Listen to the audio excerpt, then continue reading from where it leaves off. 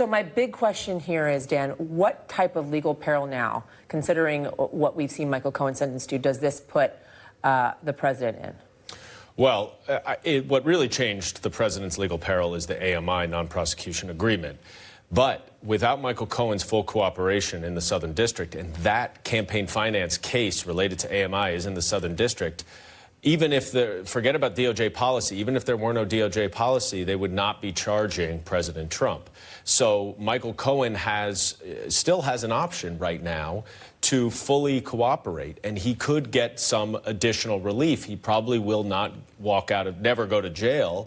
But if he were to cooperate, if he were to decide, you know what, as Maya says, what really is best for my family is for me not to go to 3 years. I tried to skirt the system here. I tried to game the system a little bit by keeping the things that I didn't want to talk about to myself and talking about the things I did want to talk about. I tried. It didn't work. I'm looking at 3 years. He can go in and cooperate now. And when you add up Cohen's testimony, as we know from what he said in court, the recording between Trump and Michael Cohen, and now David Pecker and AMI's cooperation, I would charge that case today. You would charge that case today? Right now. You think AMI's cooperating now with the Mueller investigation makes it that much stronger? Well, the one variable you'd have to know about, and I'm making some assumptions here, is that the AMI non-prosecution and also, well, before you continue, why do you think AMI is just so incredibly damaging to the president? Right. So Michael Cohen handled the Stormy Daniels payment. AMI handled the Karen McDougal payment. When you have both people saying that it was to influence the election and that they knew that and that they coordinated with the campaign, that gets you very far. What you would need is to get to the president. Michael Cohen has said it's the president. We don't yet know from AMI's documents that it is linked to the president, but we do know that David Pecker has an incredibly close relationship with the president. The reason why it's such a game changer is you already had some corroboration for Michael Cohen's testimony with that recording. But now you have a whole nother transaction and a whole nother significant witness who is saying the same thing.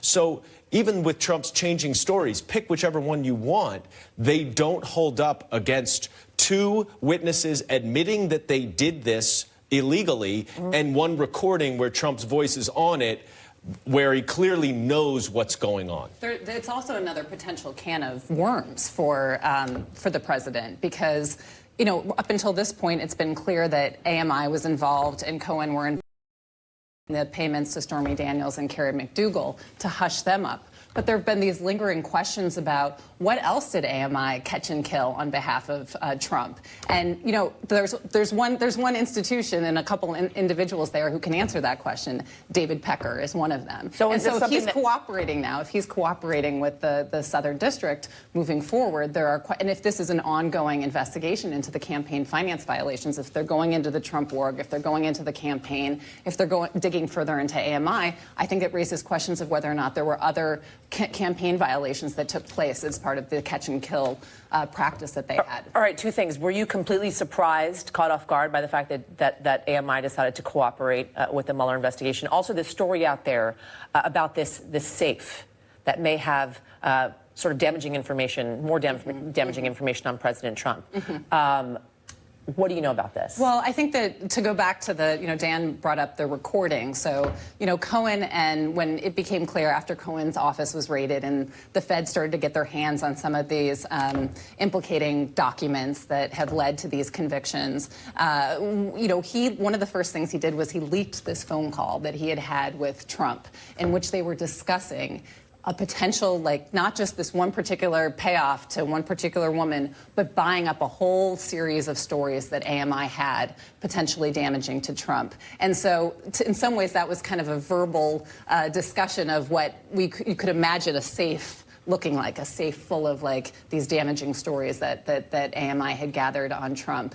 And so there have been questions. What are those stories? What else did AMI have? Right. What else did they potentially help the then presidential candidate cover up during this race? We've learned a couple things. We know that in 2015, I did reporting. I was one of the reporters who looked at what were some of the things that potential they were trying to cover up at that time.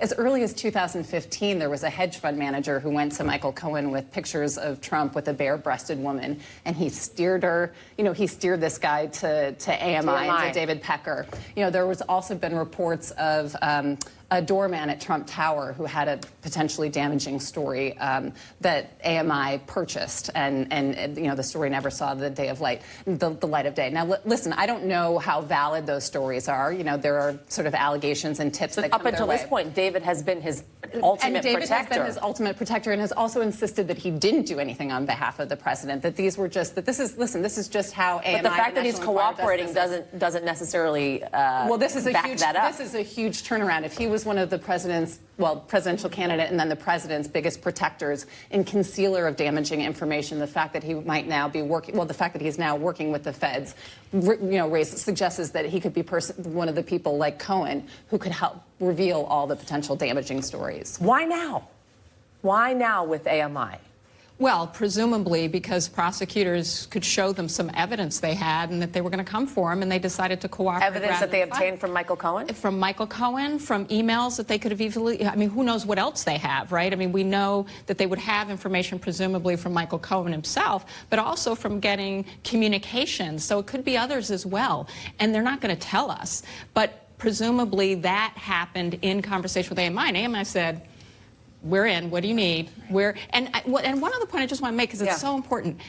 We're having this conversation, obviously, as a legal conversation, but we have just gotten a second confirmation, what appears to be a confirmation that the campaign, this goes back to Dan's point, hasn't necessarily said Trump specifically, but the Trump campaign was very much managed by Donald Trump and his children. It was a small operation, just like the Trump is a small Which goes operation. back to the report that we were covering on the show on Monday, which is the fact that federal prosecutors are now looking into the Trump organization and the Trump family beyond Michael Cohen. And to the extent we have been hearing senators in Congress on the political side of this question, since there isn't going to be a criminal indictment, despite Dan's statement, which I think is incredibly important on the law, that those senators are saying, we don't care. It becomes harder and harder not to care. Two real quick things. Go ahead. You don't have to take my word for it. The Southern District put it in their sentencing memo that clearly it was a clear sign they have a lot more evidence that Donald Trump was orchestrating this. And the other thing to remember, that was one recording. There were 11 others that were subject to some dispute between Trump and the U.S. Attorney's Office, and ultimately Trump's lawyers withdrew their claim of privilege, which I believe is because they are incriminating recordings that fall under the crime fraud exception. We don't know what are on those 11 other recordings. Just quickly, can we assume that the federal prosecutors have this safe if in fact it does exist and David Pecker didn't get rid of it? Yes. Absolutely. But the part of the corporation cooperating, they are going to give everything They have to. can. They have to. Yeah. Wow. Quite a day, everybody. Megan Dewey, Maya Wiley. Thank you, Dan Goldman. You're sticking around. Sorry, bud. You were inside the